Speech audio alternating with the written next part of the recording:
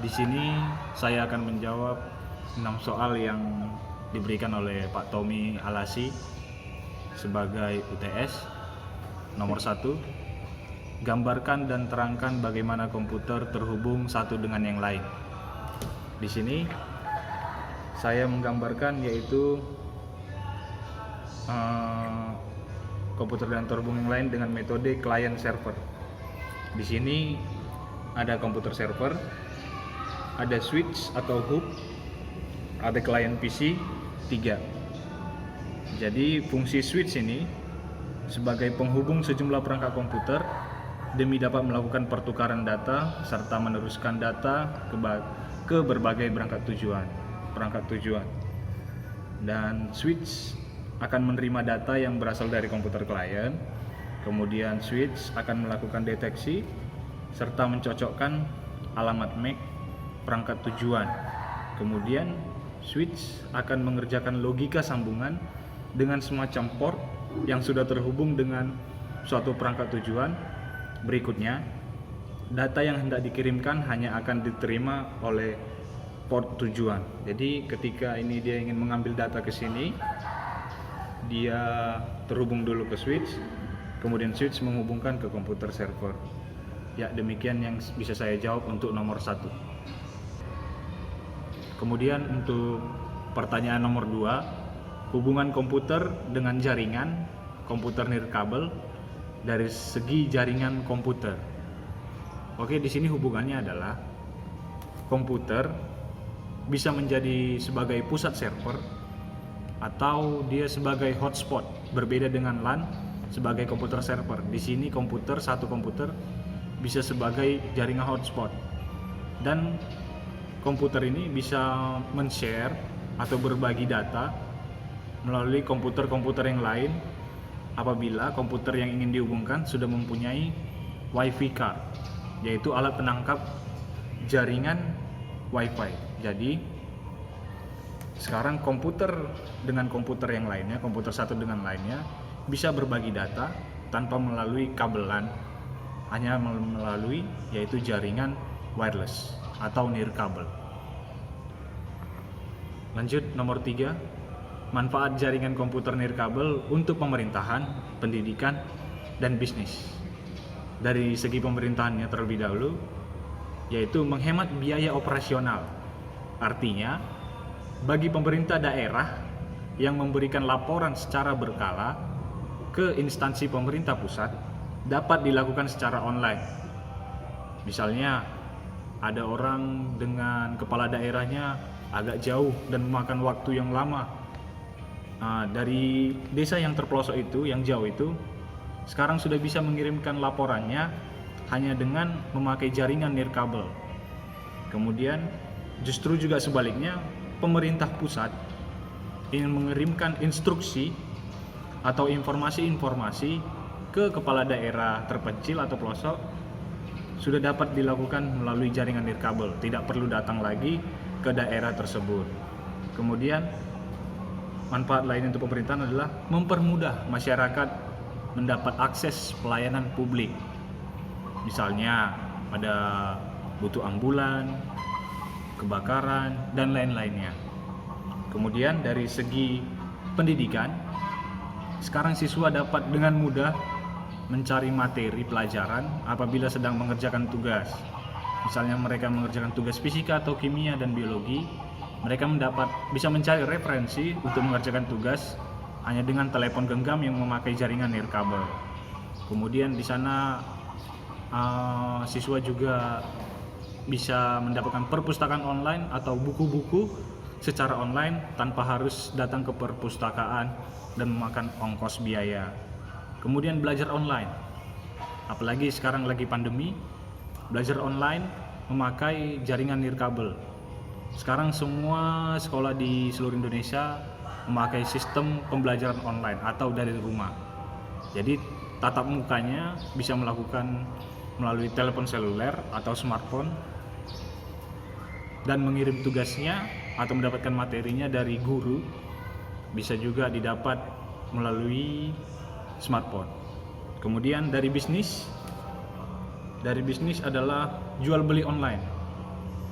di mana terdapat transaksi jual beli, yaitu barang-barang atau produk-produk secara online tanpa perlu bertatap muka, hanya memesan saja, kemudian bayar dan barang sampai.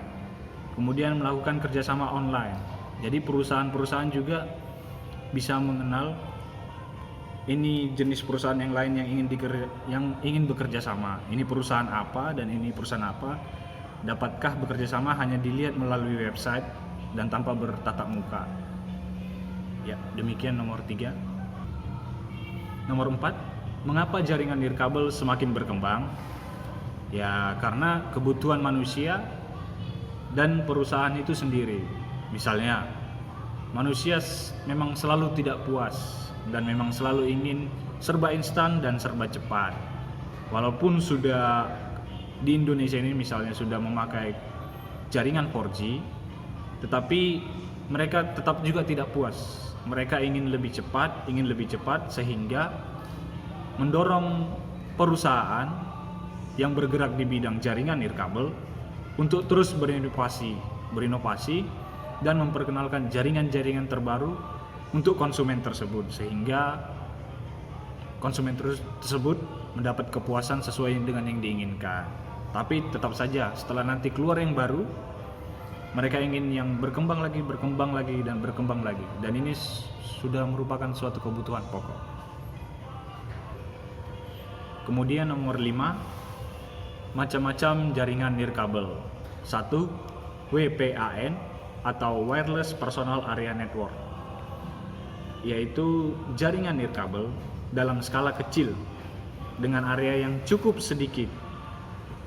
WPAN hanya mampu menghubungkan beberapa perangkat saja dengan jangkauan tak kurang dari 10 meter. Misalnya ada Bluetooth, ada infrared. Jadi ketika ada dua perangkat yang saling terhubung menggunakan Bluetooth atau infrared, jika mereka keluar dari jangkauan 10 meter, maka mereka tidak akan terhubung lagi. Kemudian yang kedua, ada WLAN atau Wireless Local Area Network. Nah, WLAN adalah jaringan komputer dengan memanfaatkan gelombang radio dalam proses transmisi data. Dan ini contohnya adalah yang sering kita pakai, yaitu wireless fidelity atau Wi-Fi. Jadi perangkat ini sudah banyak sekarang, bahkan di smartphone sudah ada. Makanya smartphone sekarang sudah bisa menjadi hotspot atau sebagai server untuk berbagi data dengan handphone atau smartphone lainnya. Kemudian WMAN atau Wireless Metropolitan Area Networks, jaringan nirkabel yang hanya memiliki cakupan jaringan yang luas hingga jarak 31 mil atau sekitar 50 km. Jaringan ini memungkinkan untuk tetap menghubungkan beberapa lokasi meski terhalang bangunan. Jaringan ini mengandalkan gelombang radio serta sensor infrared dalam pengiriman data. Kemudian yang terakhir, Wireless Wide Area Network atau WWAN, yaitu jaringan nirkabel dengan cakupan jangkauan yang lebih luas dibandingkan WMAN. Teknologi WWAN memungkinkan pemakainya untuk membangun koneksi di area yang sangat luas, bahkan bisa mencakup sebuah kota maupun negara. Umumnya, penyedia layanan ini menggunakan sejumlah antena dengan mengusung sistem satelit di dalamnya. Konsep WWAN diadopsi dalam sistem 2G sampai 4G. Nomor 6, kelebihan dan kekurangan jaringan nirkabel. Yang pertama adalah kelebihannya. 1, bisa digunakan kapan saja, artinya ya bisa kita bawa dan bisa kita konekkan kapan saja. Kemudian kedua, kemampuan akses data pada jaringan wireless itu real time selama masih ada di area hotspot. Kemudian proses pemasangannya cepat, sangat sedikit menggunakan kabel, bisa menjangkau tempat yang tidak mungkin dijangkau kabel, jangkauan luas, dan pengurangan anggaran biaya. Kemudian kekurangannya, transmit data nirkabel lebih lambat dari transmit data memakai kabel.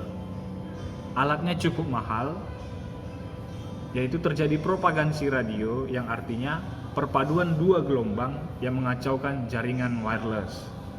Kemudian kapasitas jaringan terbatas, keamanan data kurang terjamin, dan sinyalnya sering putus-putus. Demikianlah jawaban yang saya berikan, yaitu 6 soal untuk UTS jaringan nirkabel dari Pak Tommy Alasi. Apabila ada misalnya di jawaban saya yang tidak tepat, bisa dikoreksi, yaitu di kolom komentar. Terima kasih sebelumnya.